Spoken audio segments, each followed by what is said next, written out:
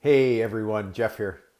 Today I wanted to just have a quick talk about something that is very popular in the real estate investing world right now. And it's a term that's being thrown around, and I wanted to just give you some clarification on it. And that term is BRRRR.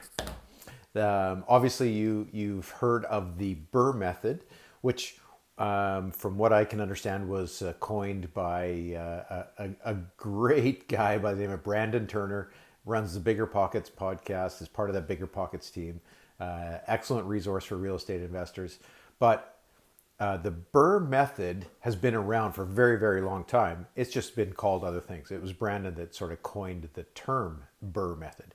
And BRRRR basically stands for, it's a B with four R's on it. So it's B stands for buy, so buying your property. The first R, so BR, stands for renovate. So when you, after you've bought it, you want to renovate it. Your next one then stands for rent. So what you want to do is rent your place out, because the BRRRR strategy is part of a buy and hold, or it is essentially a buy and hold strategy. So buy, renovate it, rent it out. Then what you want to do is go back and get your place reappraised and refinance it. So the part of the BRRRR strategy that you really want to focus on is the purchase needs to make sense, as well as the ARV, or after renovation value, after repair value. Because if you buy it right, if you don't over renovate, you should have enough equity built in on the appraisal or the refinance that you can pull all of that money or some of that money back out. And then the final R in the BRRRR strategy stands for repeat.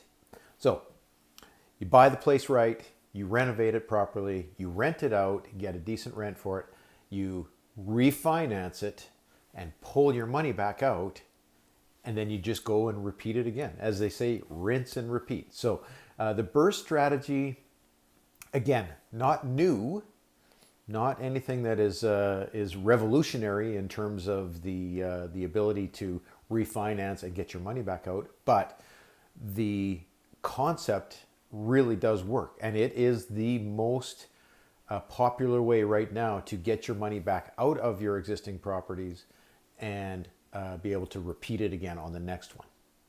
So that's what the BRRRR strategy is in a nutshell. Now let me talk about some of the more finer points of the BRRRR strategy. Here's where it gets a little bit tricky, because you can't, you won't be able to know what your after repair value or after renovation value is going to be. You can run comps in the area. You can have your realtor do that for you. You can definitely find out a ballpark of what it's going to be, but there's always a risk that, you know, the market changes in the time that you're doing the renovation on your property. You know, you may not be able to pull all of your money back out, but chances are pretty good that you'll be able to pull some of that money back out. You may still have some invested in that property, but if you have enough cash flow, you know, you can then pay yourself back the money that you have left in there as well. So cash flow is the other part of it, because what you need to think about is, okay, if I rent it out, you know, I've bought it, I've renovated it, and now I'm renting it. Well, there's a market price for that rent. So you're going to get as much as you can for it, obviously, based on your renovations. When you go to refinance it, though, you have to remember your cash flow is going to go down. So you don't want to refinance it if it's going to put you into, you know, a zero cash flow or a negative cash flow situation, because that really defeats the purpose, you know, unless it's all about a property appreciation strategy, which sometimes you can talk about having a zero cash flow if you're thinking that your property is going to appreciate in a certain way. So you do need to be aware of that, though, right? Because when you refinance, because you're refinancing at a higher price, your mortgage payment's going to go up, which means your cash flow is going to go down. So that's something to be aware of with the BRRRR strategy, is that you do have to watch your cash flow. And sometimes it makes sense just to let your cash flow stay where it is and not refinance at that point. Wait till the property appreciates a little bit more and then refinance based on the fact that you might be able to increase your rent at that time as well.